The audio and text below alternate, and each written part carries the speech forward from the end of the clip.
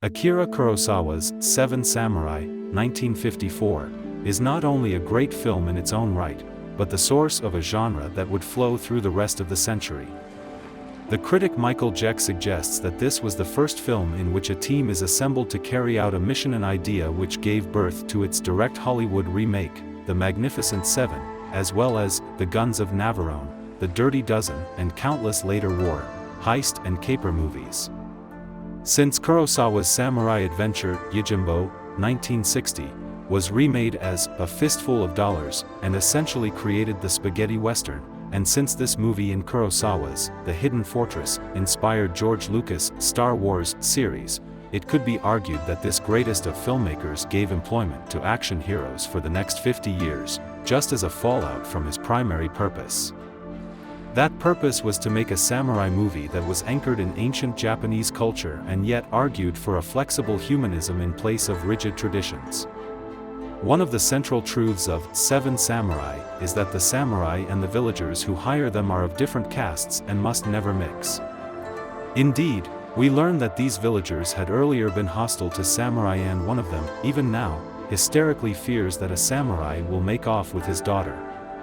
Yet the bandits represent a greater threat, and so the samurai are hired, valued and resented in about equal measure. Why do they take the job? Why, for a handful of rice every day, do they risk their lives? Because that is the job and the nature of the samurai. Both sides are bound by the roles imposed on them by society, and into the distant observer, his study of Japanese films, Noel Birch observes, masochistic perseverance in the fulfillment of complex social obligations is a basic cultural trait of Japan. Not only do the samurai persevere, but so do the bandits, who continue their series of raids even though it is clear the village is well defended, that they are sustaining heavy losses, and that there must be unprotected villages somewhere close around. Like characters in a Greek tragedy, they perform the roles they have been assigned. Two of the movie's significant subplots deal with rebellion against social tradition. Kikuchiyo, the high-spirited samurai played by Toshiro Mifune as a rambunctious show-off, was not born a samurai but has jumped caste to become one. And there is a forbidden romance between the samurai Katsushiro, Isao Kimura, and a village girl, ironically, the very daughter whose father was so worried. They love each other, but a farmer's daughter cannot dream of marrying a Ronin. When they are found together on the eve of the final battle, however, there are arguments in the village to understand the young people, and an appeal to romance, an appeal designed for modern audiences and unlikely to have carried much weight in the 1600s when the movie is set. Kurosawa was considered the most Western of great Japanese directors, too Western, some of his Japanese critics sniffed. Seven Samurai represents a great divide in his work. Most of his earlier films, Jeck observes, subscribe to the Japanese virtues of teamwork, fitting in, going along, conforming. All his later films are about misfits, nonconformists, and rebels. The turning point can be seen in his greatest film, Ikiru, 1952, in which a bureaucrat spends his days in the rote performance of meaningless duties but decides when he is dying to break loose and achieve at least one meaningful thing. That bureaucrat was played by Takashi Shimura, who, incredibly, also plays Kambei, the leader of the Seven Samurai. He looks old and withered in the 1952 picture, tough and weathered in this one.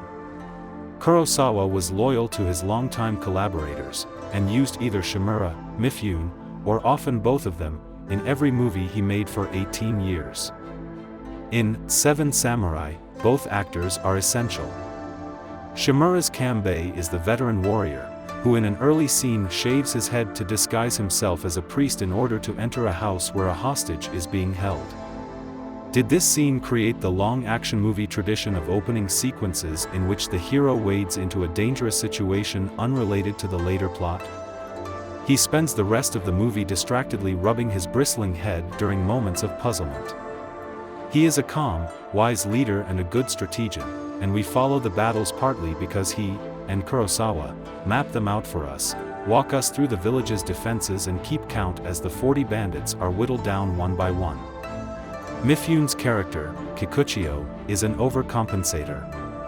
He arrives equipped with a sword longer than anyone else's and swaggers around holding it over his shoulder like a rifleman.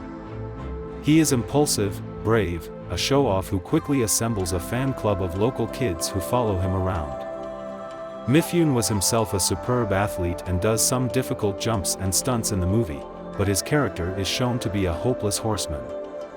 As a farmer's son, Kikuchio would not have had an opportunity as a youth to learn to ride. One running gag involves Kikuchio's inability to master an unruly local horse. There is a delightful moment where horse and rider disappear behind a barrier together, and emerge separately. The movie is long, 207 minutes, with an intermission, and yet it moves quickly because the storytelling is so clear.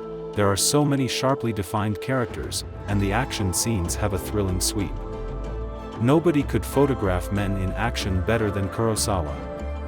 One of his particular trademarks is the use of human tides, sweeping down from higher places to lower ones, and he loves to devise shots in which the camera follows the rush and flow of an action, instead of cutting it up into separate shots.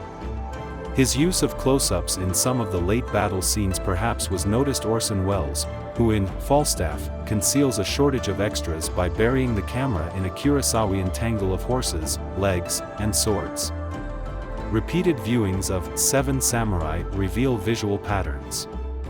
Consider the irony, for example, in two sequences that bookend the first battle with the bandits.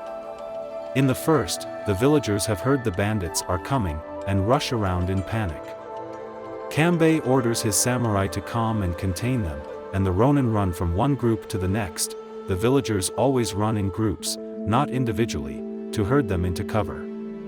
Later, after the bandits have been repulsed, a wounded bandit falls in the village square, and now the villagers rush forward with delayed bravery to kill him. This time, the samurai hurry about pushing them back. Mirrored scenes like that can be found throughout the movie. There is also an instinctive feeling for composition.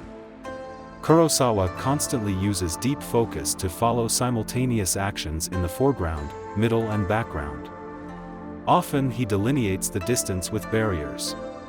Consider a shot where the samurai, in the foreground, peer out through the slats of a building and across an empty ground to the sight of the bandits, peering in through the slats of a barrier erected against them. Kurosawa's moving camera often avoids cuts in order to make comparisons, as when he will begin on dialogue in a close-up, sweep through a room or a clearing, and end on a close-up of another character who is the point of the dialogue. Many characters die in Seven Samurai, but violence and action are not the point of the movie. It is more about duty and social roles.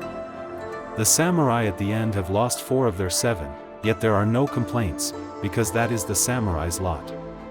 The villagers do not much want the samurai around once the bandits are gone, because armed men are a threat to order. That is the nature of society. The samurai who fell in love with the local girl is used significantly in the composition of the final shots. First he is seen with his colleagues. Then with the girl. Then in an uncommitted place, not with the samurai, but somehow of them. Here you can see two genres at war, the samurai movie and the western, with which Kurosawa was quite familiar.